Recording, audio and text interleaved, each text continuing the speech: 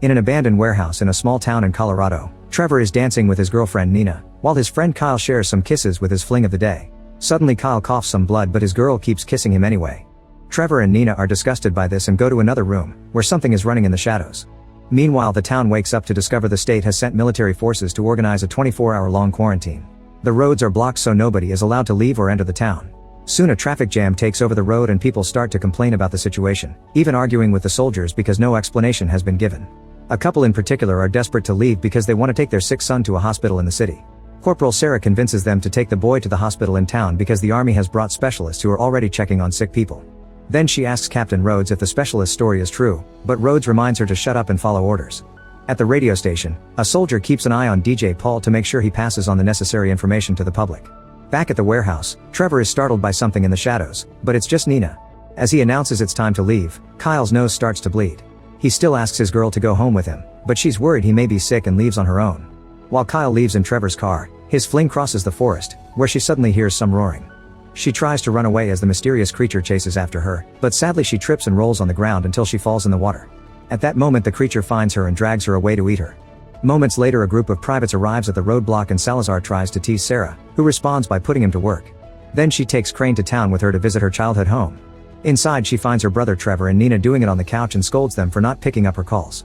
Neither of them knows about the quarantine, which makes Sarah angrier since her mother needs constant care. Sarah rushes upstairs and checks on her mom Francine, who isn't feeling well. She claims it's just a cold, but Sarah announces she's taking her to the hospital anyway. Downstairs, Nina realizes she has lots of messages from her dad too.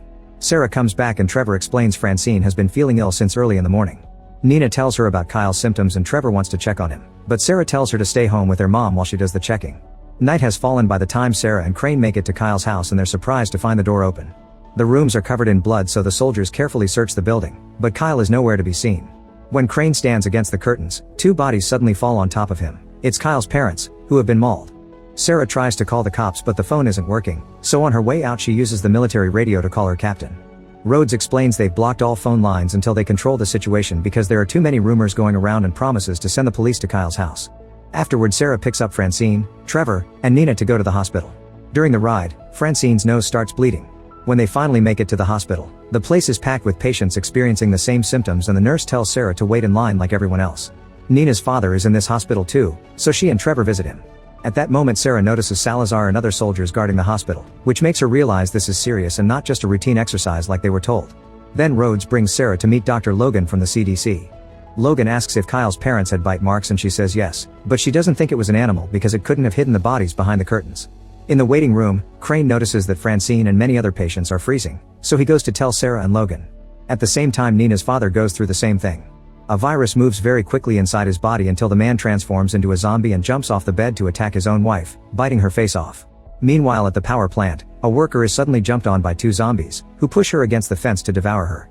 The shaking of the fence plus the falling blood causes a short circuit that lights both zombies on fire. As the plant's machinery starts failing, the town's lights begin to malfunction too. There are some zombies driving around and soon their cars crash in the middle of the street, sending a body flying. At Kyle's home, 3 cops are searching the rooms and find a third body between the dead couple.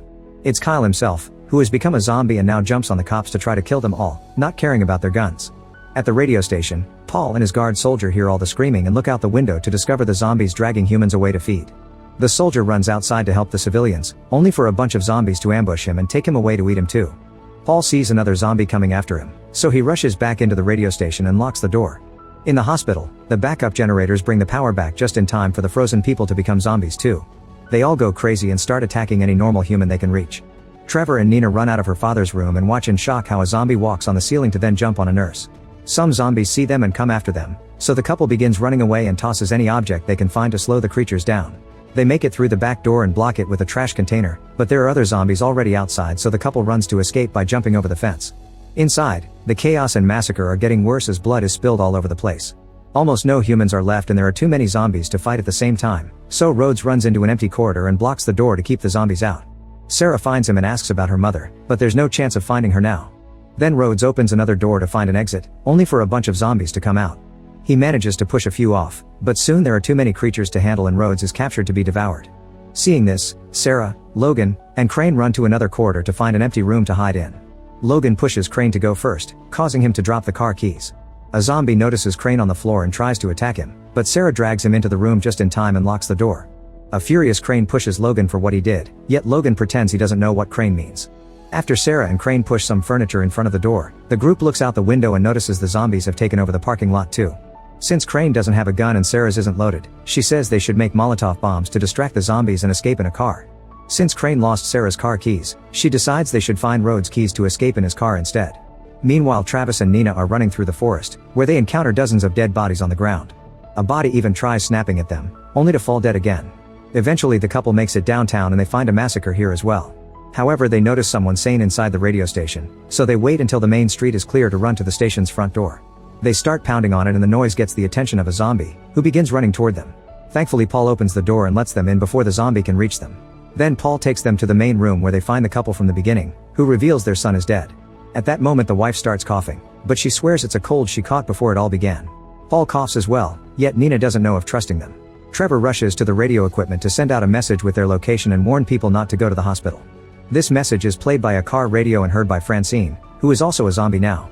Back to Sarah and Craig, they climb into the vents and move as fast as possible to avoid the zombies trying to reach them through the grills. They eventually find the room with Rhodes' body, so Sarah jumps down, only to be attacked by someone coming out of the cabinet. She quickly defends herself and discovers it's just Salazar, who hid in the cabinet before everyone went crazy. They take the car keys and get back in the vents, unaware that Rhodes is waking up as a zombie and eating his own eye. Then he grabs Sarah and uses her as a counterweight to get into the vent since he doesn't have legs. Sarah kicks his face to force him to let go and begins moving faster. In another room, the zombies hit the vents with mops and other tools until they manage to break it, causing Sarah's legs to fall through the hole. Those creatures keep trying to grab her feet and Rhodes is coming closer, however Salazar comes back for Sarah and pulls her out of the hole just in time. They rush back into the room with Logan, and when Crane tries to close the vent, Rhodes appears and bites his hand. Sarah immediately grabs some bleach and pours it on the wound, hoping to disinfect it.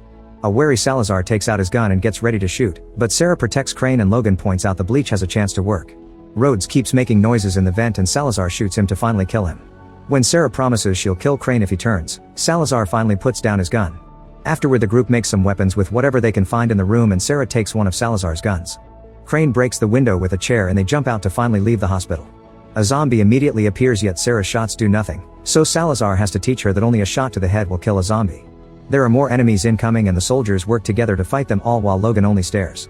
The tools they made turn out to be pretty good and soon all the zombies surrounding them go down.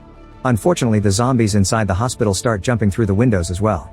The soldiers keep on fighting, killing their enemies by smashing their heads or just outright decapitating them. While everyone is distracted, Logan reveals he has his own car and runs toward it. A woman tries asking for his help, however he just pushes her toward a zombie to keep it at bay before getting into the car and driving off. The others notice this and curse Logan's name, but there's no time to complain because more zombies are coming. Hiding behind a car, they light a bunch of Molotov bombs and throw them at the zombies, creating a big fire that slowly burns the creatures to death. Then they run to Rhodes' car and have to kill a few zombies that avoided the flames before getting into the vehicle. More creatures show up and try to hold on to the car, so Sarah drives quickly to make them fall off. The group finally leaves the hospital and as they drive through town, they see death and destruction everywhere. Eventually they find a gun store, so Sarah ties Crane up in the car just in case before entering the shop with Salazar. Unfortunately, Crane starts bleeding and by the time the others come back with a bunch of weapons, he's already a zombie. Salazar wants to kill him but Sarah convinces him not to do it because Crane is harmless and already restrained. Then they drive away before zombies get too close. At the radio station, a zombie is trying to get inside using the emergency ladder, but Trevor throws a TV on his head to kill him. When he goes back inside, Nina shows him that the tissues in the garbage can have blood. She grabs a knife and threatens the adults to make them confess who is bleeding, however they keep blaming each other instead. Suddenly Paul freezes and begins transforming into a zombie, so a panicking Nina stabs his head to kill him. Trevor uses the radio again to send a new message through. The soldiers are about to leave town, but when Sarah hears her brother's voice she turns the car around, running over every zombie to avoid losing time. At the station, Trevor looks out the window and sees Francine, so he runs out to meet her and ignores Nina's warnings. Francine is too far gone and tries to attack her son, but Sarah arrives and runs her over with the car. A crying Trevor can't believe she did that and Sarah has to remind him that wasn't their mother anymore. Meanwhile, Nina runs upstairs to tell the old couple that they're leaving only to find the room mysteriously empty. When she looks behind the couch, she finds the husband dead. The zombified wife appears behind her and tackles her to the ground, so Nina has to start fighting her using any object she can find in the room and even breaking the furniture. At that moment Trevor comes in and they start fighting her together with excellent teamwork. Outside, Salazar notices some survivors stuck behind a gate. They start climbing it to reach the soldiers, but zombies appear behind them and devour them. At that moment Trevor and Nina push the monstrous wife through the window and as soon as she lands, Salazar and Sarah shoot her to death. The shooting scares the zombies behind the gate and now the group can leave in the car. During the ride, Salazar wonders why Crane won't attack them and Sarah remembers Crane's vegetarian. Salazar still keeps on mocking and threatening Crane, clearly not trusting him. When they finally make it to the roadblock, they discover that the rest of the soldiers have also become zombies. One of them tries to reach inside the car, so Trevor comes out and shoots him. Salazar and Sarah join him and they kill as many zombies as possible with their guns, but they just won't stop coming. They have no choice but to get in the car and drive back. They don't know where else to go, so Trevor tells them about the abandoned warehouse. Sarah takes the car through the woods and they notice Kyle running among the trees. He jumps ahead and breaks the car's front window, causing it to lose control. As they struggle to keep Kyle's mouth away from their bodies, the car keeps going and crashes against a tree. Now Kyle is stuck between the wood and the broken glass, so Sarah can easily shoot him in the head. Afterward, the group keeps moving on foot and brings Crane along. Salazar never stops threatening him or insulting him, so by the time they make it to the warehouse, Crane is done. He starts shouting to give away their location and soon a bunch of zombies break the door and the walls to attack them. The humans open fire, but there are too many enemies to deal with, so Trevor tells his friends to follow him. While the group goes downstairs to the basement, the zombies aggressively surround Crane. The basement turns out to be an actual isolated bunker. A few zombies try to follow the group, but they fire at them until they cross the thick metal door and lock it. Then they open a door at the back and are shocked to find a full research facility. They check the computers for answers, but whoever was here deleted everything before running away. Suddenly they hear a noise, so Sarah and Salazar start searching every room until they find Logan, who has been destroying the evidence. The duo threatens to shoot him until Logan explains he was part of Project Wildfire, which researched biochemical agents. He swears the project isn't behind the zombie virus, but he's interrupted by Trevor, who has found a video file in the computer. The recording shows a scientist admitting that the virus they created to attack foreign troops has mutated and lost control, so he had to kill all his infected colleagues. The video ends when the doctor transforms into a zombie too and destroys the camera. Hearing a roar nearby, the group leaves the office and finds the zombified doctor, so they start shooting him until he gets too scared and runs away. Salazar and Sarah go after him only to discover he's escaped by crawling through the vents. A different zombie tries attacking Salazar, but he quickly decapitates her. The duo then goes back to the others, shooting at the vents whenever they hear a noise. Logan has no idea where the emergency exits are, but Salazar recognizes this bunker as a model from the war and says they only need to find the missile silos to escape. As the team walks through the corridors, the doctor reaches from above and kidnaps Logan. He quickly kills him and then throws the body in front of the others. The group hurries up, but after wandering for a while they still can't find the silo. Despite Salazar's protests, they decide to split to cover more ground. Sarah and Salazar end up finding the silo first and they go through the first door without issues. However, after crossing the corridor they find tons of zombies hiding in the next room. Both soldiers open fire, but the zombies surround Salazar and knock him to the ground. He tells Sarah to go on without him before the creatures begin eating him. Sarah quickly runs away and Trevor drags her into another safe room. There she finds a bunch of missile propulsion tanks, so the siblings work together to make some big fire throwers.